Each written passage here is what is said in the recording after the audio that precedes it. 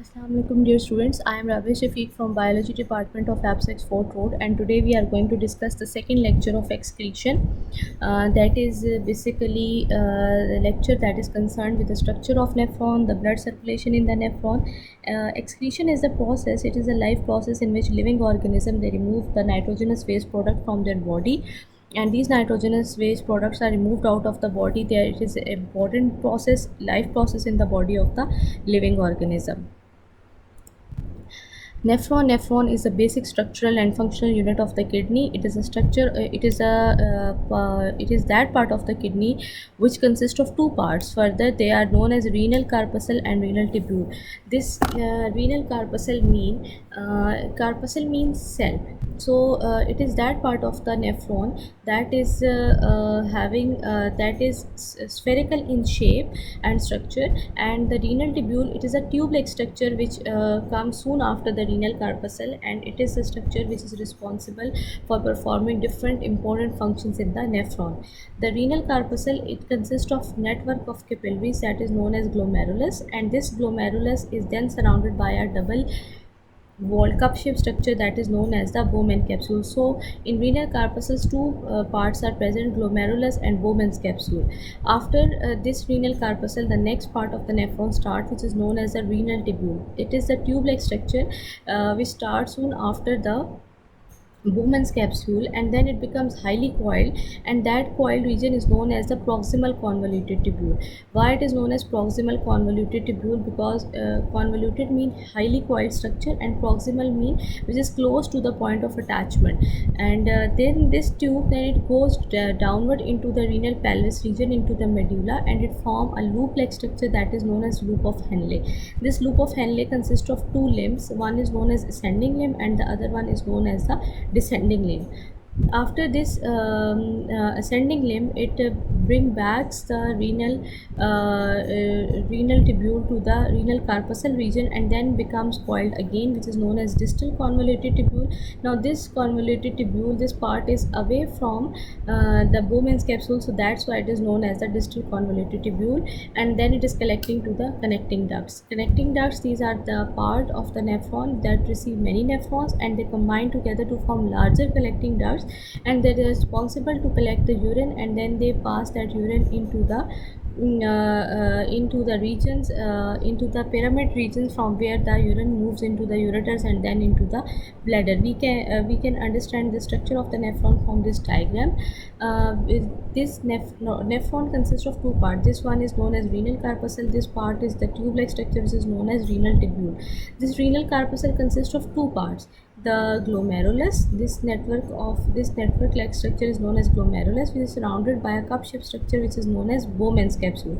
After the Bowman, this is all about the renal corpuscle. After this, the next part is known as the proximal convoluted tubule. Proximal convoluted tubule, because it is present soon after the Bowman's capsule, it is near to the point of attachment of renal tubule with renal corpuscle, and this proximal convoluted tubule, then it forms the loop of Henle. This is known as the loop of Henle. It consists of two parts, descending limb and the ascending limb.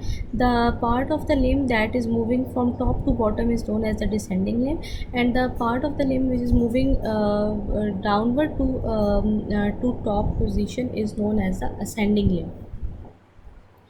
After this ascending limb, the next part of the nephron is known as distal convoluted tubule, because this tube-like structure loop again becomes coiled, and this coiled structure is known as the distal convoluted tubule. This distal convoluted tubule then forms a collecting duct which is responsible to receive many nephrons, and it is responsible for the collection of the urine, and then it is transported into the pyramids of the kidney. Now we will understand the blood circulation process in the nephron. In the blood circulation process in the nephron, it starts with when the renal artery, which carries the oxygenated blood, it moves into the kidney, and then it gives rise to the branches. These branches are known as interlobular arteries, and they move into the cortical region, and then they give rise to efferent arterioles. It means the renal artery, it is going to divide, and it will form interlobular arteries. These interlobular arteries will then move into the cortical region of the kidney, and then they will give rise to the afferent arterioles. Why they are known as afferent arterioles? Because they are taking blood towards the glomerulus region. Afferent arterioles, they supply blood to the glomerulus region, and the afferent arterioles will then give rise to the efferent arterioles. Efferent arterioles means the efferent mean away. So these arterioles, they arise from the glomerulus region, and they give rise to a network of capillaries that is known as peritubular capillary around the proximal and distal tubule. The specialized part of the peritubular capillaries, that is known as vasa recta, it moves into the medulla along with the loop of Henle, and then they come back to the cortex region. Peritubular capillaries drain into the lobular veins, which drain into the renal vein, and then renal vein is the one which exit the kidney and connect it into the inferior vena cava, which is responsible to collect deoxygenated blood from lower parts of the body. Now this is a renal artery. This renal artery will form afferent arteriole, which will move into the glomerulus region. Then the arteriole which is arising from the glomerulus region is known as efferent arteriole. If from efferent arteriole, then this moves into the that will form the interlobular arteries. These interlobular arteries are present around the proximal convoluted tubule as well as the distal convoluted tubule. After this, these network of the capillaries, or these tubules, peritubular capillaries, they are called vasa recta. This vasa recta moves into the medulla region of the nephron, and after the movement of this into the medulla region, it come back to the cortex region. It will come back to the cortex region, and then it will again, these peritubular capillaries again, they will form the interlobular veins. Now these you can see here the interlobular veins are formed. These interlobular veins then collectively form the renal vein, and renal vein drains itself into the inferior vena cava, which is responsible to collect blood from the lower part of the body.